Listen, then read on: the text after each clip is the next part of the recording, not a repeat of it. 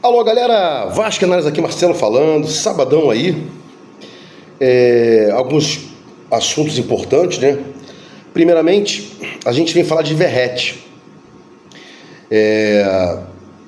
30ª rodada no Brasileirão, só desfalcou o Vasco em 2 jogos e agora, no próximo jogo, desfalcará. Então será a 3ª vez que ele desfalcará o Vasco no Brasileiro.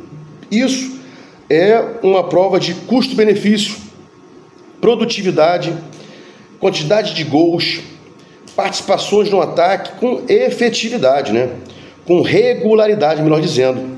Você contrata um jogador que é produtivo, rende, não desfalca o Vasco por besteiras, por cartões bobos, né? A gente viu aí o Hugo Moura no último jogo, pegando a bola, não devolvendo o oponente, o juiz foi e amarelou, não joga contra o Bahia segunda-feira em São Januário. E o Verratti, achei o amarelo que ele levou injusto, mas esse comentário aqui é para explicar o seguinte: o Verratti é muito produtivo e a gente sempre fala mal aqui de algumas situações da SAF, claro, sempre fui contra a transformação do Vasco em futebol do Vasco em Vasco SAF, né, em SAF, depois a própria 777, mas foi um ótimo acerto dela. Agora, em tese, não era o primeiro nome que o Vasco queria. O Verratti não era o primeiro atacante, centroavante que o Vasco queria, mas acabou aí pegando o segundo nome, trabalhando esse nome, conseguindo contratar e está aí. Produtividade, regularidade e tal. E não obstante aí alguns problemas, vários da 777, uma sorte aí, né? Um bom trabalho também, né? Sorte, porque não era o primeiro que o Vasco queria um outro nome.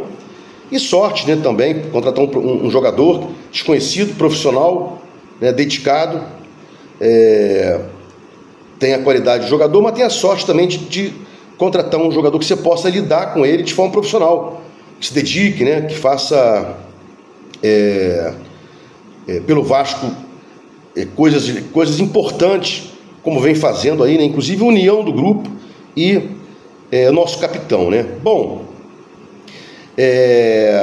Hugo Moura não joga, já falei, né? Não temos outro primeiro volante. Não temos primeiro volante, não temos. Então, a gente está vendo aí que fatalmente vai entrar no lugar dele o Sforza, que sempre sai mais do que é para sair um primeiro volante, né? E, como eu já falei também em outros vídeos aqui, o GB e o Ryan podem entrar na vaga do Verratti. Acho até que poderia ser o próprio GB, mais centroavantão, colocar aí o Ryan pela direita, né? E não tem outro, né? Não tem outro para colocar. Emerson, Alex Teixeira, acho que vamos de Emerson aí. O Vasco está muito mal, de titulares, de reservas, de banco, né? Mas seguindo aqui não tem jeito, né? Temos que falar do que a gente tem. Não tem ficar aqui enchendo linguiça, né?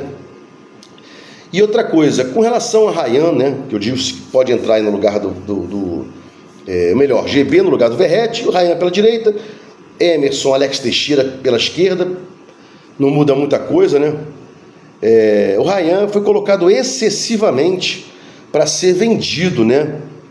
Eu expliquei aqui, logo depois que ele deu aquela cotovelada no jogo contra o Furacão, depois deu aquela mancada contra o Palmeiras, mas continuavam colocando ele de forma quanto mais, para vender. E agora, o que a gente tem aí é notícia de que ele vai ser vendido. E não tem jeito, o Vasco está duro, está sem grana. O caminho aí é fazer dinheiro, né? Nem os times que estão com dinheiro. Palmeiras, por exemplo, não está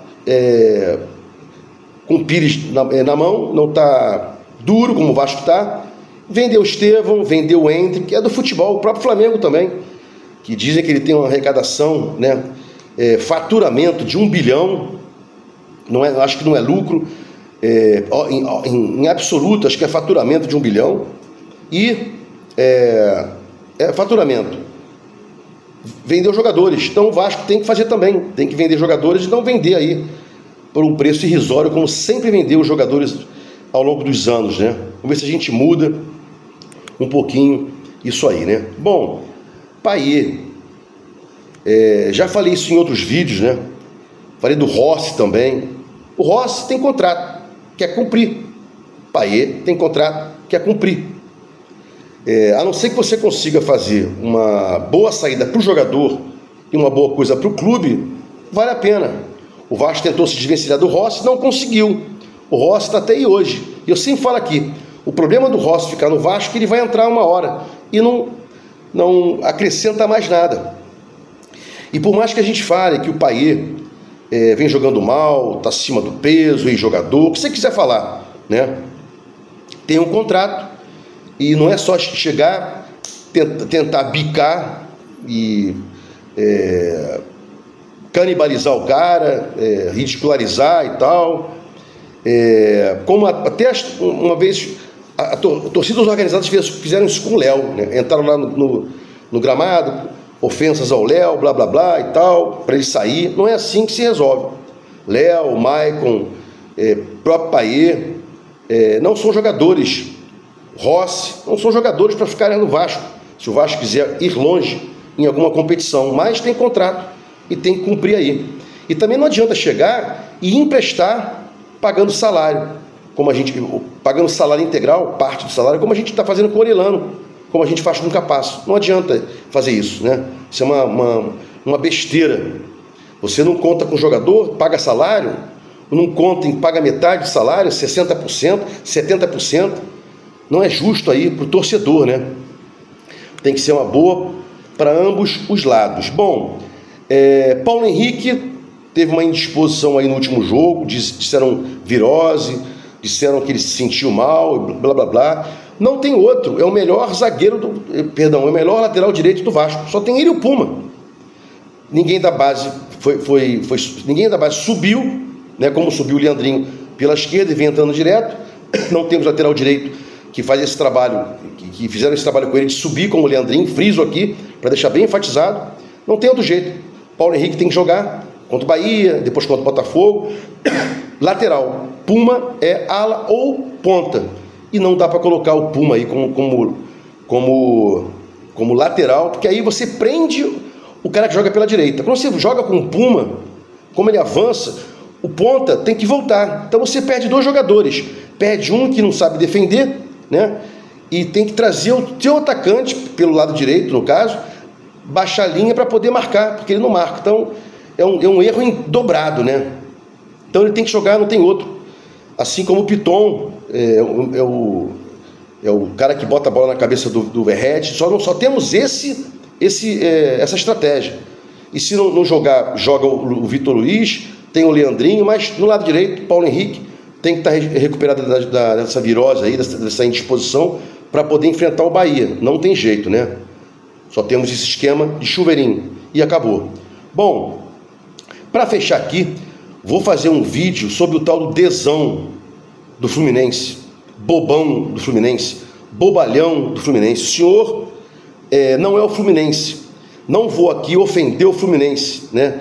Que eu não ofendo ninguém. Não vou aqui menosprezar o Fluminense como se você fosse o Fluminense. Não, você é só um bobão que está aí, né? Isso não é ofensa, é uma constatação.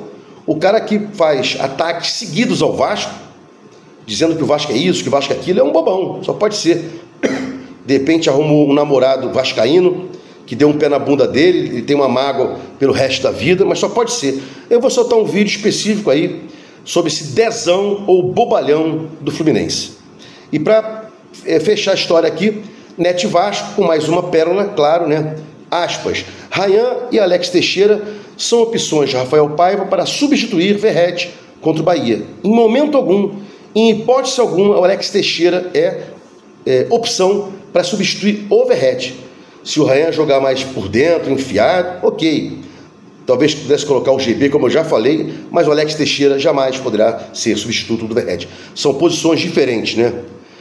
Se gostou do meu conteúdo aqui, se inscreva no meu canal Vasco Canaries, dá um like para mostrar o YouTube, engajamento, sininho para receber do YouTube notificações, avisos de quando meus vídeos forem ao ar. Vasco Canaries, fique com Deus e até o próximo vídeo.